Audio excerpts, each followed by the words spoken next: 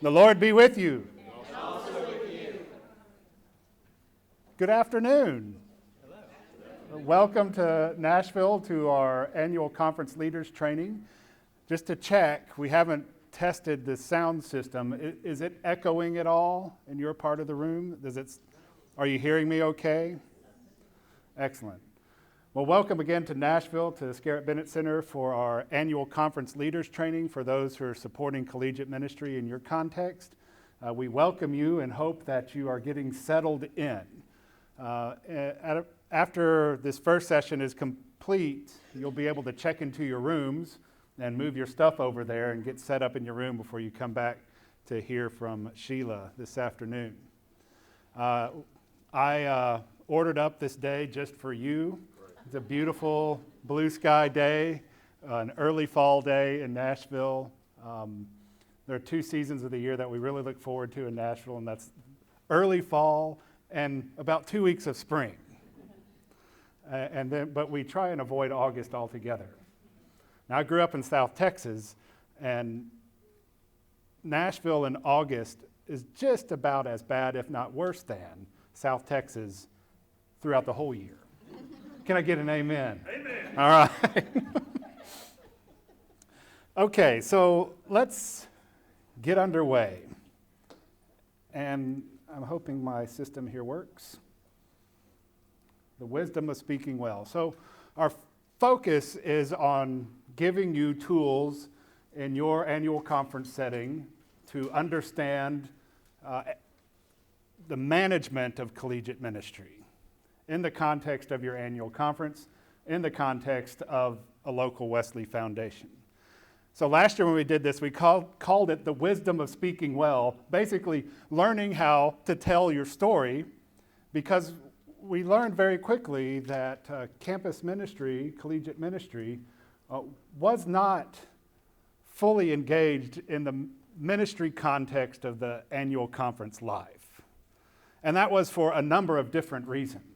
And so we have been, in our office, encouraging annual conference leaders, Wesley Foundation directors, ecumenical campus leaders, student leaders, to be vocal about how awesome campus ministry is, to tell people the story of the good things that are going on in campus ministry in their context.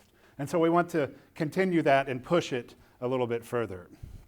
So we have a couple goals that we want to accomplish over these 3 days.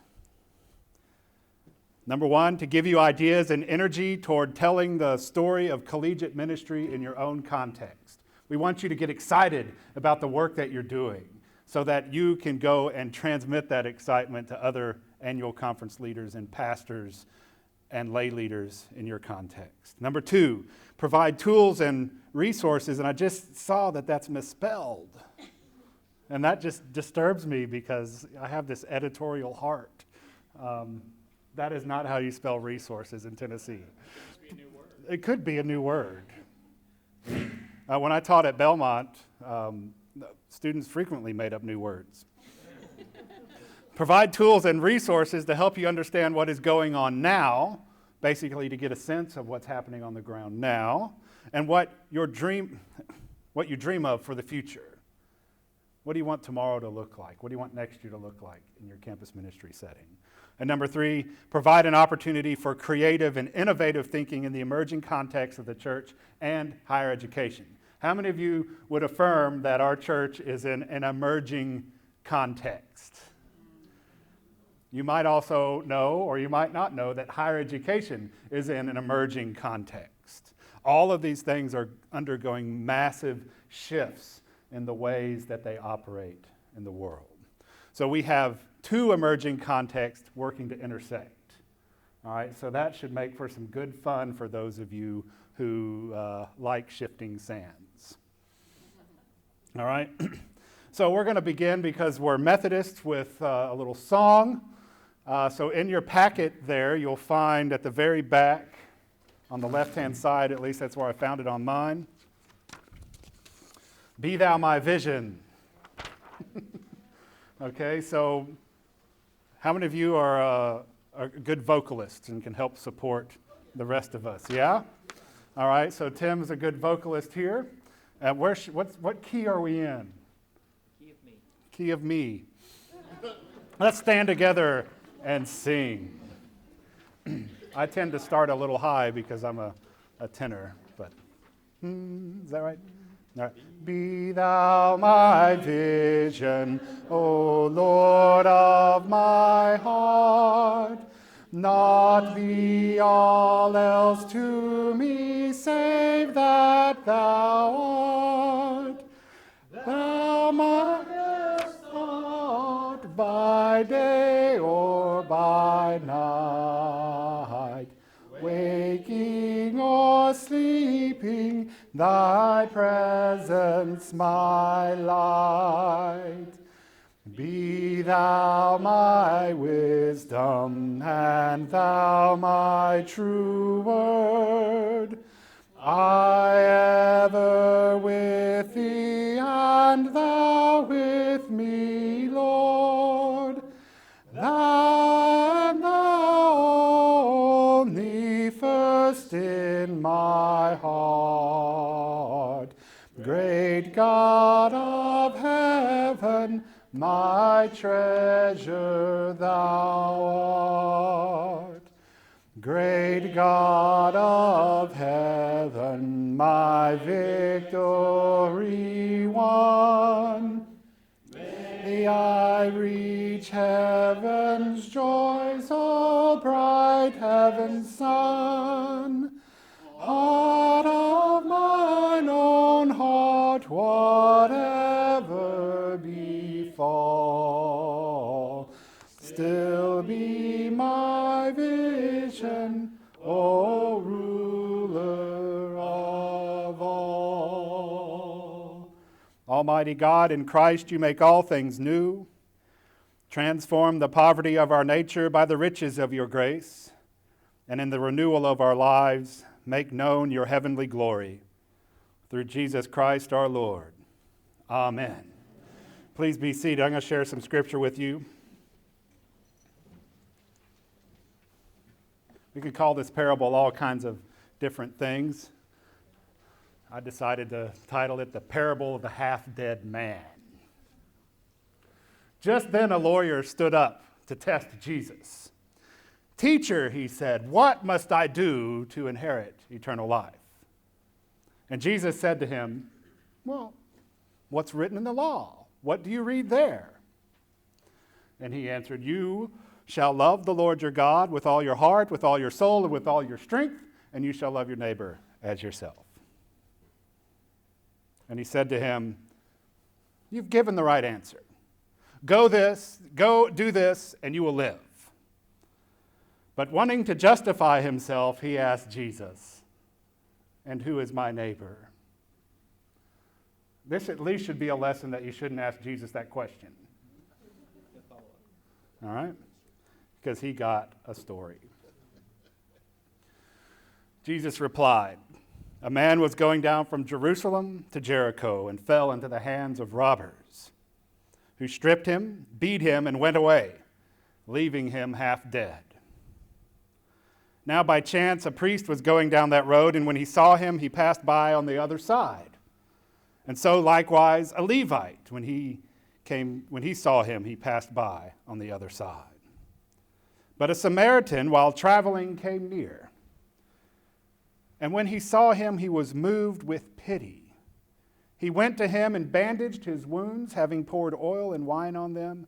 Then he put him on his own animal, brought him to an inn, and took care of him. The next day he took out 2 denarii, gave them to the innkeeper, and said, take care of him, and when I come back, I will pay whatever more you spend. Jesus said, which of these 3 do you think was a neighbor to the man who fell into the hands of the robbers? And he said, the one who showed him mercy. And so Jesus said to him, everyone all together, go and do likewise. Now we know this popularly as the parable of the Good Samaritan, right? And so the focus frequently is on the person of the Samaritan and what the Samaritan does. But for just a few minutes, I want you to imagine yourself as the half-dead man. What would it have been like for that person to be lying there in a ditch on the side of the road, probably only able to see just barely out of one eye because the other one was swollen shut because he'd been beaten so badly? And he sees help coming down the road, but help passes him by. And this happens again, and help passes him by. Perhaps this happened a number of times. Help passed by. And then someone no one expected stopped. And at this point, I could imagine the half-dead man really being much closer to death than life. Not really conscious of what was happening, but that perhaps his body was being moved and that he was being tended to and that he was being taken somewhere and somebody was caring for him and lifting him up and giving him an opportunity for life. Perhaps that may have been what he felt like. You might wonder, what in the world does this have to do with collegiate ministry? Brief autobiography. I was a student at Southwestern University in Georgetown, Texas, one of our fantastic schools, colleges, and universities of the United Methodist Church. When I enrolled there, U.S. News and Report called it the Harvard of the South. I couldn't get into the Harvard of the North, so I guess the Harvard of the South had to do. Things did not go very well for me at Southwestern for a number of reasons. I'm going to go ahead and blame it on the girl. Right? I got dumped right as I started school. So if you add up all the stressors of a moment like that, losing a relationship that you thought was a good one, moving, starting something new, engaging in a new way of life, living in a new place, I quickly slipped into what I can now recognize as depression, which manifested itself in various different ways. Drinking a lot, hanging out with the rough crowd at Southwestern is probably a pretty easygoing crowd. There were two people who saw something going on. They weren't sure what it was. One was an English professor, which I now can recognize she was a Marxist, but that's okay. Marxists are nice people too. She saw that I was failing and failing badly and made a recommendation that I go to the counseling center, so I did that. But also the chaplain at Southwestern, who I cannot remember that person's name to save my life. This was in the early 90s. Didn't really, somehow knew that I wasn't ready for a kind of a pastoral interaction. But I was a double major in piano and voice. And I had the key, he gave me the key to the chapel organ. And the way that I survived was going and wailing on that chapel organ in the middle of the night.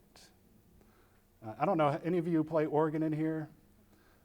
You ought to try it one of these days. Just ask your organist or a friendly organist that has a big pipe organ if you can open all the stops and just go crazy on that thing. It'll make you feel so wonderful because you're shaking an entire building with your hands and feet. It's amazing. The chaplain at Southwestern University, whether he knew he was doing it or not, saw me as a half-dead man in the road and gave me what kind of medicine I needed. And this, for the campus ministers in the room, this is something that you do. And maybe you don't know you're doing it. Maybe it just comes naturally to you. It's who you are. This is who the Samaritan was, a person for whom mercy came naturally. This is what campus ministers do. They encounter students in their weakest and most transitional parts of their life, and they stand there with them, helping them through. This is one of the reasons why, and perhaps the principal reason why, collegiate ministry is such a priority for our United Methodist Church. It is a priority because we want to create disciples for the transformation of the world, but we also want disciples who have lives who are they're made whole. They're human beings. They are given the chance to live and be. Our chaplains and our campus ministers provide that opportunity in a way that many others cannot. And so why should we support and speak well of and advocate for campus ministry? Because there might be another student out there who needs to encounter somebody who knows how to help them stand up again. Maybe that's God's sign. It's time to move on to the next slide. So, folks, let's take Jesus' advice and go and do likewise. You know, in our work together as those who support collegiate ministry, let us work to have mercy and be a loving and whole presence for students on our campuses. So, I have invited some friends of mine from the agency to come over and tell you a little bit about some of the other ways that the General Board of Higher Education and Ministry interacts in the higher education context.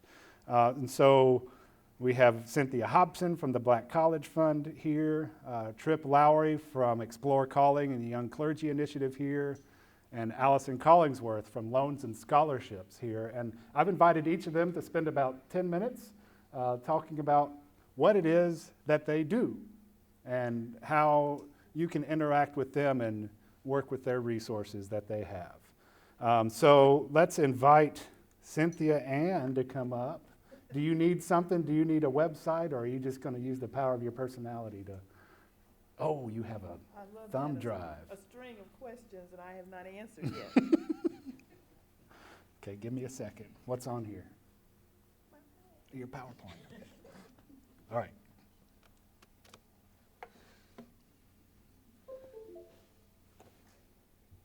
That thing's on.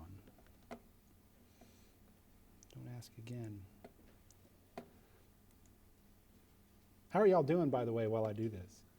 Is everyone good? Are you full? Did you get enough to eat? Good. Well, where is it? No, that's me. Mm-hmm. There it is. There.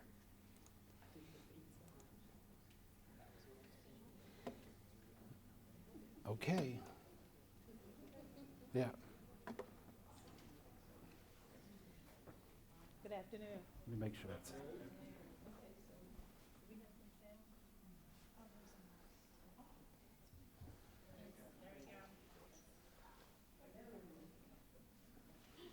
Try again. Hello. Good afternoon.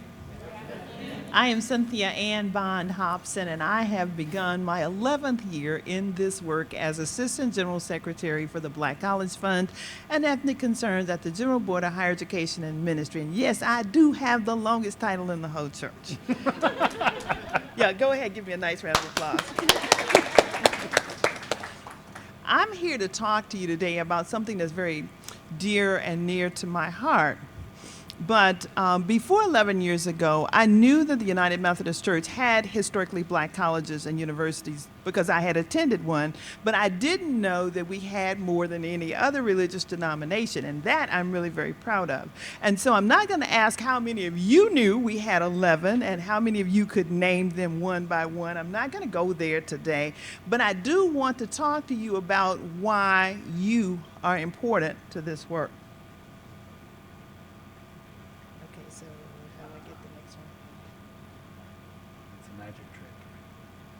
It was working easily. Okay, is that purple hard for you to read? Yes, it is. Okay, so how do we fix that? I don't know. Okay, well, I can see it, so, okay. Thank you, I would appreciate that. The slide simply says, here's how you can help, and there's only one thing. Of course, it has several pieces to it, but it says, make interpretation part of your work.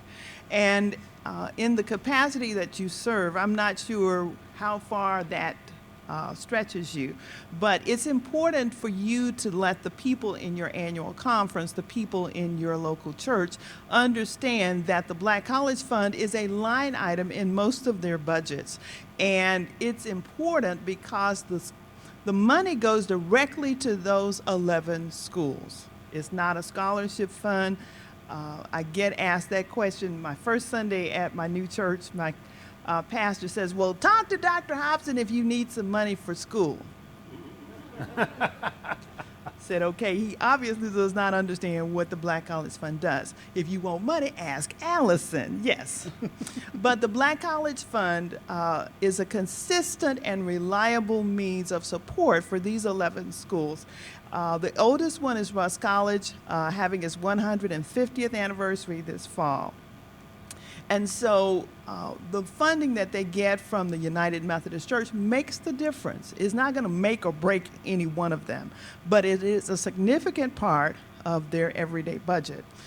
They get funding for capital projects. They get funding for what I call dream projects. Say, for instance, if there's a school that wants to start an honors program, they could use that funding for that. So the money comes to them in 3 different ways, but all of the ways are important. And so if you will become familiar with what the fund does, when people talk about higher education, this is a piece you can plug in because it really is important.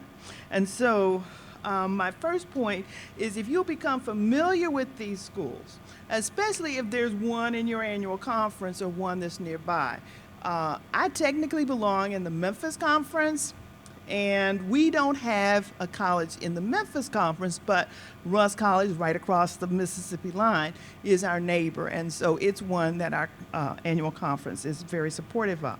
So if there's one in your annual conference, make sure if you haven't visited, put that on your bucket list, your to-do list this year, because I think if you've not visited an historically Black college lately, you haven't visited lately.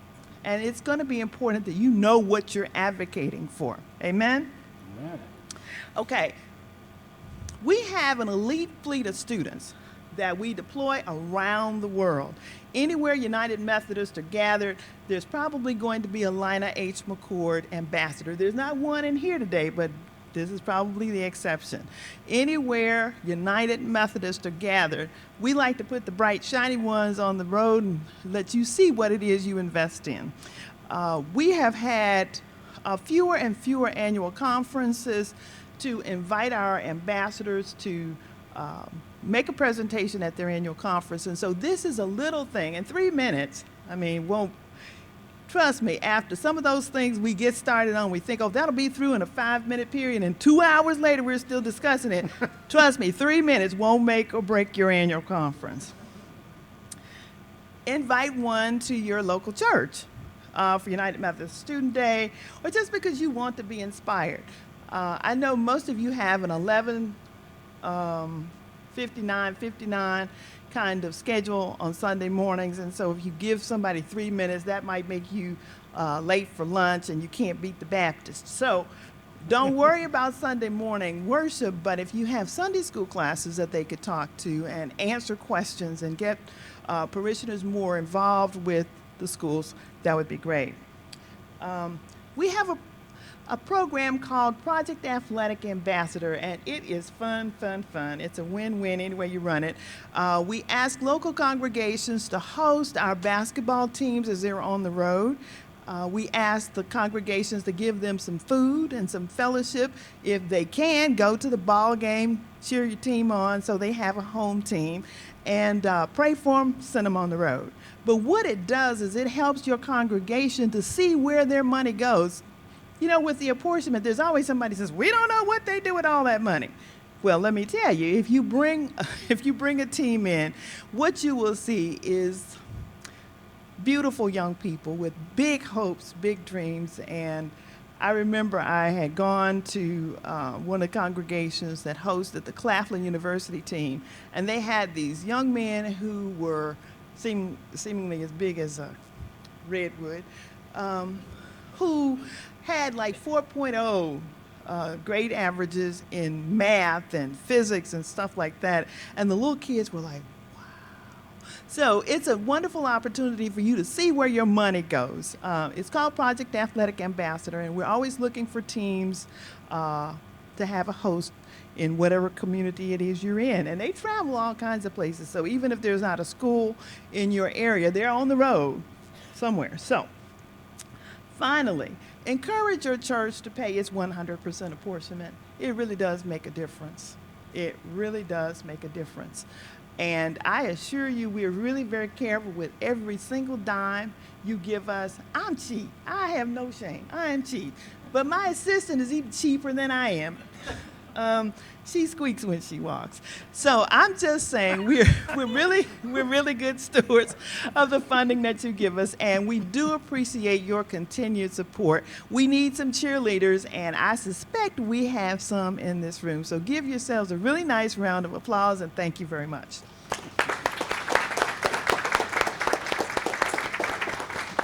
Thank you, Cynthia. Any questions?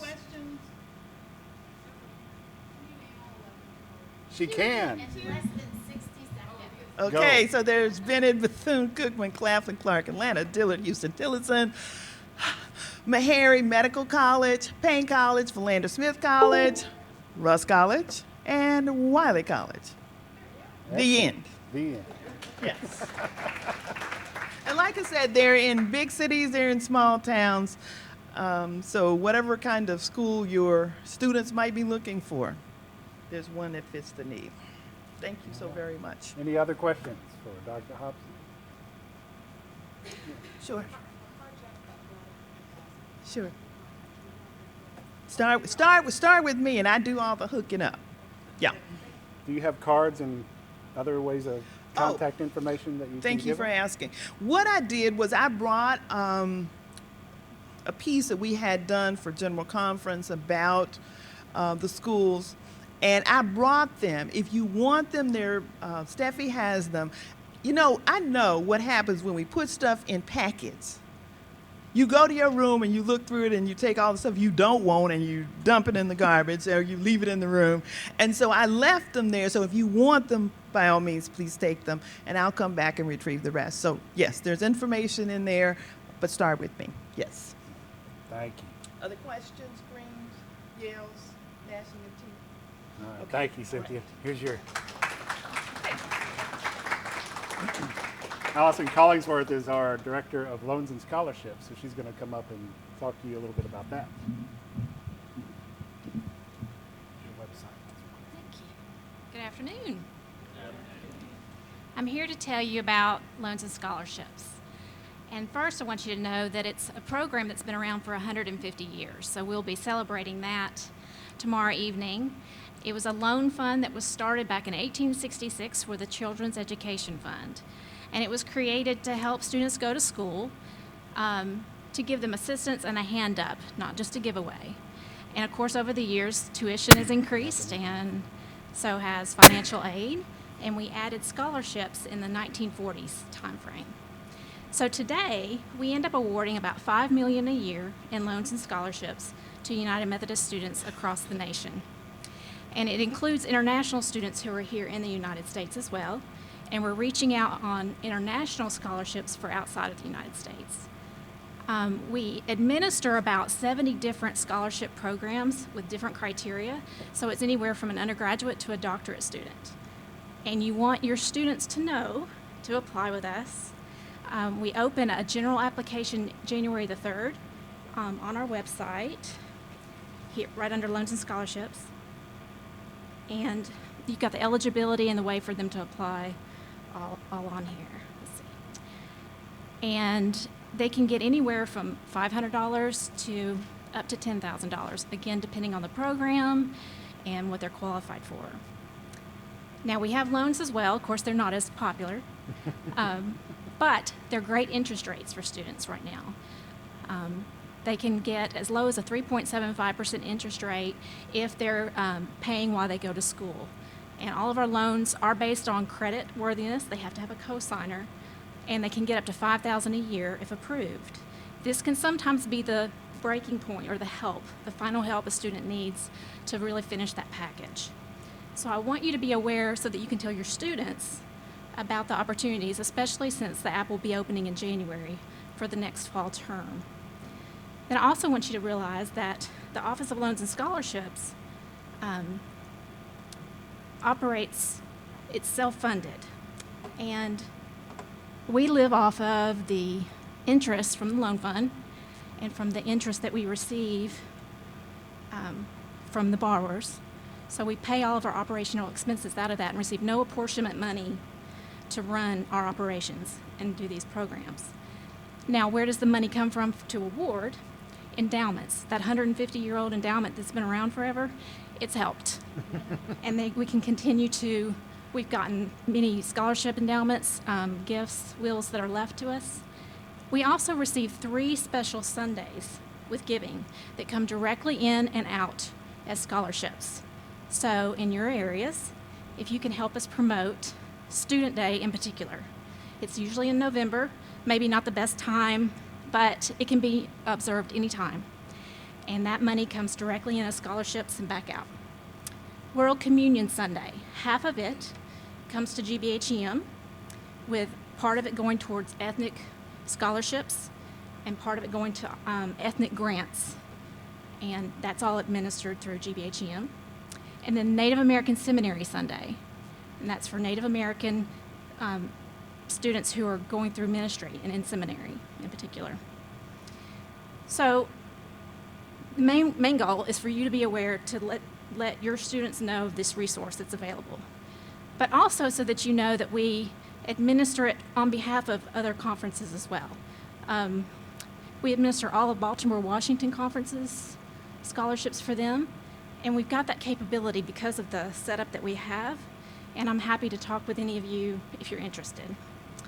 And the final thing is there's a Lilly Scholarship that's going to be opening in January. We partnered with the Board of Pensions, which is now WestPath, and received $1 million grant, of which $500,000 is going to be used to match in a seminary scholarship that GBHEM is matching as well. And we're inviting annual conferences and foundations to match as well. And the 13 seminaries are matching, where the student could possibly get up to $12,500 scholarship. The scholarship, if they receive it, they'll be required to go through Ernst & Young for financial education, personal assistance, and be with that EY counselor for their lifetime if wanted. So it's an exciting opportunity for us to collaborate across the denomination and to help entering clergy kind of alleviate some of the loans that they have to receive with this education. So we offer quite a bit, but the main thing is to let people know about us, because sometimes they don't.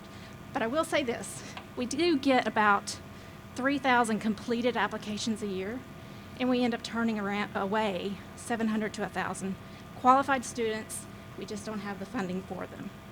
So the more that you can let us know the story, promote the special Sundays, and any additional giving, we can continue to do some great work together. Are there any questions? Yes. That's a new program, and we've just had some information sessions. So I'm happy for you to, if you can give me your email, or I'll leave my cards in the back, and happy to reach out to you with the FAQs we've got. It's nothing promoted yet, but absolutely. To apply, they'll go through the general application that will open in January, and they'll have that opportunity. Yeah. That's not through us. It's through the United Methodist Higher Education Foundation, and they're down the road, and so there's a separate place for them to apply for that as well. Yes, sir.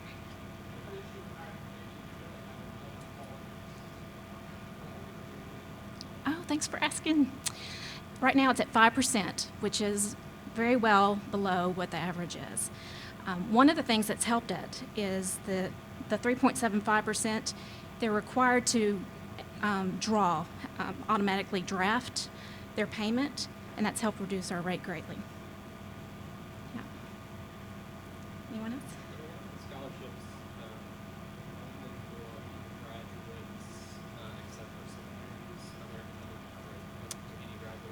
It's open to any. The minimum criteria is they need to be a member of the church for 1 year and with a decent GPA. And then we have anywhere from an entering undergrad to doctorate in religious studies. We end up awarding around 500 seminarians a year, which is a big focus and priority for GBHM, but that's not all who we award. They can also be enrolled in any accredited institution. There's someone, we just graduated, a lifelong Methodist, who was president of Wesley. She's going to that school. Mhm. Is there a There is. Okay. There is. Now, the people, depending on how many apply, who applies, the priority is typically seminarian at a United Methodist school, but we absolutely award, especially the leaders in the denomination, that's paid attention to. She's one of them. Yes, absolutely. She's the one who's going to tell your story. Yeah. Thank you, Alice. Thank you. Will you leave your cards as well on the back table? Okay. Yeah, we'll make sure if you want some more information from Allison about loans and scholarships, and you don't remember to get the card, then pick that up and we'll make sure that you get the information you need. That one? Yeah. All right, make sure that, yeah. All right, next we have Trip Lowry, who runs the Young Clergy Initiative at GBHEM, and he will talk to you about what's going on over there. So you got to click on this little arrow here on my screen to make it advance. I don't know why it's doing that way, but that's how it's decided to work today. All right. He gave us 10 minutes. You should all have, well, some of you, the cool ones, should get black bags. And there's stuff in the bags. One of my business cards is in the bag, and there's a blue star on the back of one of those business cards. We get a free phone. No, I just lied to a room full of Christians. See? Yeah, there's a blue star on the back of one of those cards. Oh, your blue star fell off? Oh, that's so sad. Hey, no problem. Oh, you got the blue star? Oh, someone had the blue star. Yay!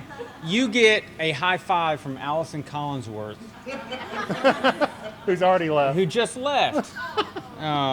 She comes back, I'll tell her you get a high five from her. Yeah, that was just a cheap trick to get you guys to look in the bags. Suckers!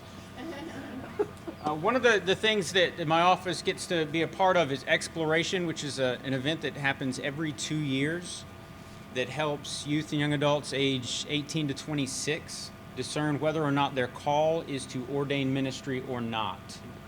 Now, we would have given you cards on the table, but there's confusion between Exploration and Next already, what those two events are. So we try really hard not to further the confusion. So we won't hand out print material until after Next. But what the difference is, Next deals with 18 to 26-year-olds, college students, leadership development in general. Exploration is for the same demographic that may be considering a call to ordain ministry. You hear the difference? Okay. So our event will be in 2017. Next is in 2016. We'll be in 2017. Then they'll go 2018 and 2019. There's a pattern. There is. We'll be in Portland, Oregon, November 3rd through the 5th. And you'll hear more about that at Next and then after, so that you guys can register for that. There's scholarships available for that event every year. Every year, we don't give away all the scholarships because no one asks. Ask for the scholarships. It's free money that we just keep in a bank account somewhere that we want to give to you. You just ask when you fill out the application. There's an application you'll fill out, and you say, I want the scholarship. But it'll be online. You can find out more information about Exploration at explorecalling.org. Say that with me, explorecalling.org. Okay, yeah, there's a theme to all that. One of the other things that my office gets to do is work with racial ethnic minority leaders in the church who are discerning a call to ordained ministry. It's a program called Journey Toward Ordained Ministry. It's about developing diverse leaders for a diverse church. So it's focused on ethnic racial minorities as they try to move through the process. We found that certain demographics struggle in unique ways with our ordination process. And so we come around them in special and unique ways to help them navigate that. We just had the retreat in August for 15 fantastic scholars. They're amazing. They go through the application process with Allison. They fill it out just like everybody else does for any other scholarship, and we sort through and pick out 15. But they're just fantastic from all over the denomination, from all over the country. The applications open up in January when the rest of the loans and scholarship applications open up. And it's a $5,000 a year scholarship plus mentor support, and they come to a retreat once a year and learn about the process, boards of ordained ministry questions, how to interview, how to discern their call, just all kinds of really fantastic stuff. You can go to the website, explorecalling.org, and see the schedule, the agenda for the retreats, and download any material that we give out for that.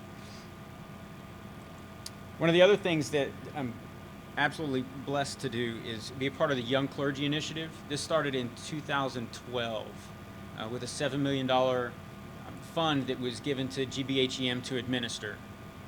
We gave out 85, 86 awards, depending on how you want to count them.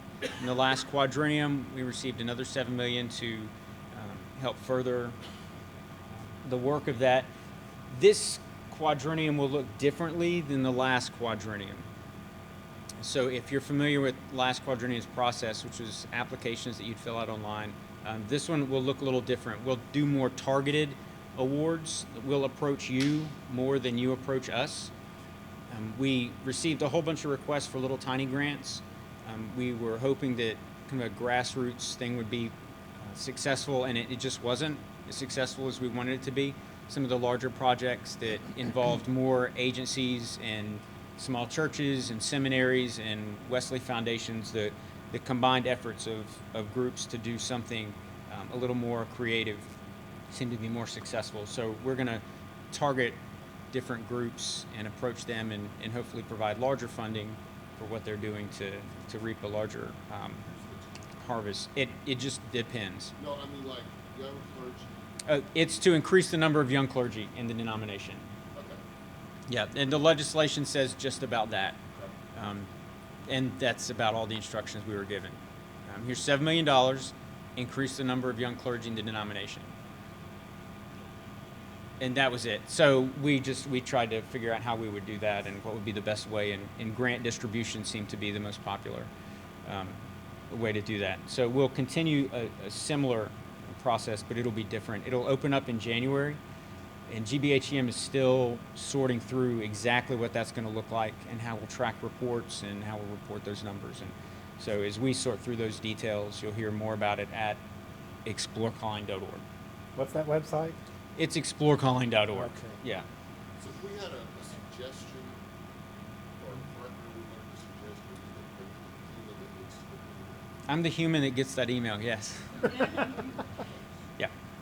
Yeah, and part of what we'll do with the applications again this time that we did last time is some give and take, some conversation back and forth around the projects. So we welcome an application for a group or a partner set of people that was individuals. Yes. Yeah. Actually, most of the project applications were from groups. Usually the ones that were from individuals were ones that we gave back and said partner with another group, and would tell them this group, and this group are all doing what you're doing. Get together with them.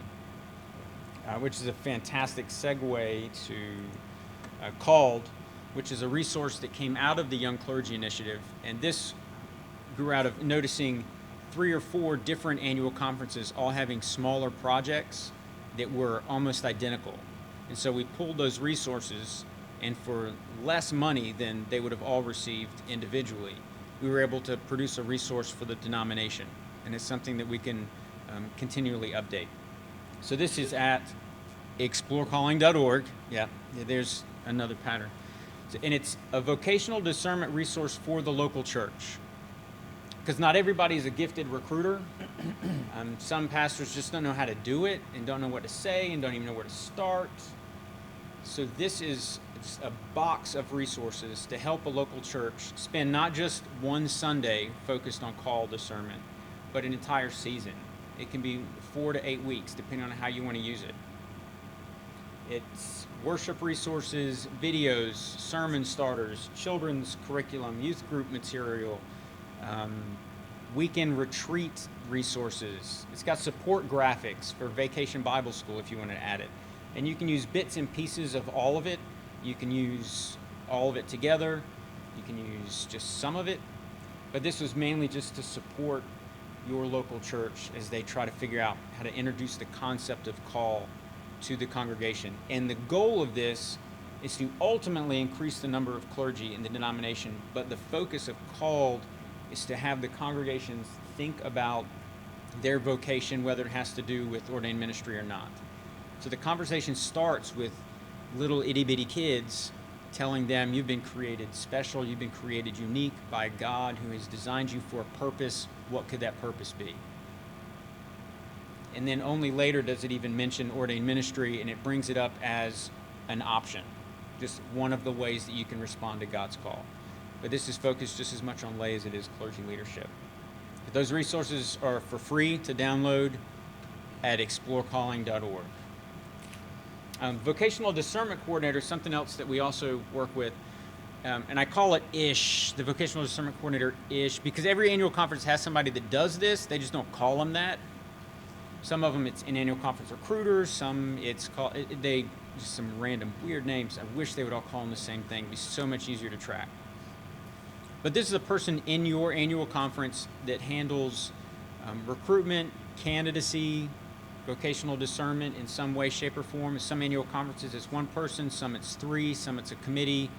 Sometimes it's a lay person. It's all over the place. So General Conference said, we highly recommend every annual conference have one of these. It didn't mandate that every annual conference have one of these. So everybody took that and kind of developed it in their own way. And it's been an organizational nightmare for me ever since. So, but we're starting to figure out who these people are so that we can communicate to them. It's difficult to send out an email to vocational discernment coordinators about an event that's coming up because maybe 3 will get it because other ones are called other things, and we don't have their information unless they give it to us. But this is a point person in the annual conference that helps provide stable and consistent information to people that are trying to figure out the process. And that was the goal. ExploreCalling.org is a website for vocational discernment. You've probably never heard of this. But this is a website where you can go and learn about all of these different things and find all of these different resources. And it also has a few introduction pages on it that help somebody that's just beginning to discern how they can do that, what it looks like to listen and discern and respond to God's call, and different resources that are available, books they can read, people they should talk to. It's extremely helpful. It's not going to bring somebody to Jesus, but it's going to point them in the right direction and maybe connect them to somebody that will help them figure out what they're going to be when they grow up. And the reason that we do all of this is just because we need to understand that calls look different now than they did in the generation that was before me, and even in mine. The calls just look different. The church is becoming different, and we need to be aware of those differences and look for those differences. Old school, new school. Oh, those are the new the AirPods. Really. We've got old school call and new school call. The old school call where you had people are coming out of a household where there was a mother and a father, and now it can be a mother or a father or neither. They used to come out of traditional church settings almost all the time, and now sometimes they come out of no church setting. The reason that I bring this up to you is a lot of them are starting to come out of campus ministries. Many are coming out of campus ministries, even so that we're considering Campus Ministries as its own faith community that counts as a local church. I don't know why it took so long to get there, but yeah, that's where people are growing in their faith most, in Campus Ministries. They used to grow up in the same church, in one church, and now they skip around. They're all over the place. Several different churches, sometimes no churches at all. Clergy used to be cool. It used to be cool to want to do this, and now they just see clergy as broke. It's not cool anymore. It used to be a first career, and now it's a second, third, fourth career. It was a third career for me. I went to college to play soccer, honestly, and teaching was a backup. And so I graduated from college and played professional soccer and taught chemistry, physics, and biology in high school because the seasons worked out that way. And then went to seminary as a third career. So it happens. It used to be males. Now it's everybody. It used to be white. Now it's everybody. And they used to serve in local congregations, and this is big for boards of order ministry and cabinets right now. They used to serve in local congregations, and now they're called to serve in places that we've never even thought of. So we're trying to convince boards of order ministry, cabinets, bishops to kind of broaden the understanding of what ministry is and where a ministry setting can be, because it just looks different. And those are the students on your campuses that are trying to sort that out. So if I can be of any help to you at all as you do that, let me know. The website is, oh God, I cannot remember. I think it's right there on the screen. Any questions for Tripp? You just covered it all. It's pretty good. All right, thank you, Tripp. Thank you for coming over. Let's give him a nice hand. One of the benefits of meeting here in Nashville is we have a number of our denominational offices here, including virtually all the programs outside of Global Ministries that interact with young people. And so Jeffrey Parker is here with the Upper Room, and he's going to tell you a little bit about Journey to the Table and his work in that. Jeffrey, I don't have a slide. No, that's okay. As long as the microphone gets taller, that's I'll take it. Yes, so I work across the street from GBHM. I work at the Upper Room. So dare I say, in today's context, we get to be neighbors. You know, that would be delightful. I work with a brand new program that we're just launching called Journey to the Table. I'll give you kind of the big picture of what my work entails. I work specifically for young adult audiences, which the Upper Room defines as 18 to 35-year-olds. So we include resources for campus ministries and also for young adult context in local churches, in different kinds of ministries, in wherever young adults are gathering and where we can be in ministry with them. And all the purpose of everything that we put together is to provide for you and ultimately for those young adults spiritually formative resources. So where Journey to the Table came from was the Upper Room looked around a couple of years ago and they said, you know, we're going to have an emphasis on young adults and we're going to reach out to a new generation. How are we going to do that? And some very wise managers looked around the room and they said, nothing that we currently have is doing that. So maybe we'll do that by starting something new. And then they looked around the room and said, well, if we're going to start something new, where's a good foundation that we could start from? And one of the managers, who later is now my boss, looked up and said, I think we should hire someone who's not like us. So that when we start something new, it'll be something different than all the things we offer. And so they drugged me out of South Texas, where it's like August here all year long. So what we started building was from the tradition of Walk to Emmaus and Chrysalis. And we did this wonderful presentation for our first steering team, and we said, let's take all the sacred cows out of this program and let's build something intentionally for young adults. So for the past 2.5 years, that's been the majority of my work. One thing I've also learned about being the Department of Young Adult Ministry at the Upper Room is all the other things that come up become part of my job portfolio. So things like someone thinks this is going to be a great book for us to publish. It's going to reach out to young adults. now gets to come across my desk. And I looked at the folks who submitted that to me and I said, you realize I know nothing about the publishing industry. And they said, that's okay. Read it, share it with some campus ministers, share it with some pastors who are working with young adults, and let's see if this actually meets a real need. So one of the most wonderful things that I get to do, and I'm going to get to spend some time here tomorrow, this afternoon and tomorrow with all of you as well, and honestly just be able to listen and get to hear what's going on in your world and what are the things that you've come across that you said, wouldn't it be great if somebody could put this together for us? And then I get to go back to my neighborly bat cave and start working on it.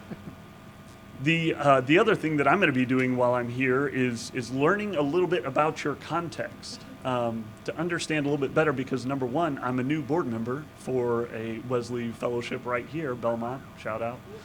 I'm also newly married to the director of another Wesley fellowship at Vanderbilt, so I'm learning very quickly all the things that I did not know.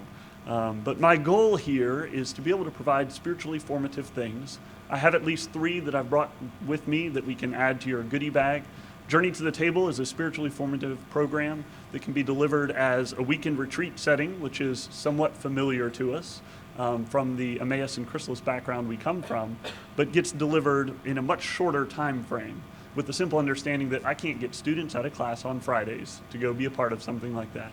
So we built it as a flexible schedule program that allows you to go Friday evening to Sunday afternoon if you'd like, or to divide it up across up to 7 different sessions. So you could run it as a fall series, spring series, whatever is going to work best for you. The idea being very similar for those who have had some familiarity with Chrysalis and Emmaus, that what we do is we share a series of 10 talks. And these are designed to be largely peer experiential talks. So we're getting away from the mode of I'm going to be the sage on the stage and get up there and tell you what you need to know about spiritual formation. And we're moving into a realm now that says, I'm going to share my experience with you so that you, with a small group, will be able to share your experience with each other. And out of that will grow a spiritually formative conversation, different tools that we can introduce to folks. A couple other things I'm going to talk about is a couple of our web pieces that are out there. We have a website called moyoliving.org, and you don't have to memorize all these. The purpose of Moyo Living is a place where all of our thinking and reflecting about our Christian faith can be combined with modes of action. How does this get lived out? We started this, I guess, about a year ago as sort of an experiment to see if we could build an action-focused community in an online setting. And what do you know, we've got about 1,000 people a day logging in there now to do it. And so now we're really looking for all the avenues to say, where's more reflection, where's more action that we could add to that community. And then the third thing that I'll really get to enjoy talking about is a social prayer app called Nimbus. And it functions very much like you would think of any social media outlet. You know, you get to connect with your friends, and you get to like things, and you get to repost things and all this. But what it does really well is it's designed to be a platform for small groups to stay connected. So if you've developed a small group in a campus ministry and they're about to go home over Christmas break, here's a platform that creates a safe space for them to stay connected. And inside of that space, they can do just about anything they want to do. It's as simple as it can be their messaging platform, but we also feed them a couple of times a week just with prayer prompts, with information about world events that are going on, and just little devotional type snippets of how they might interact with all those things and bring their faith to it.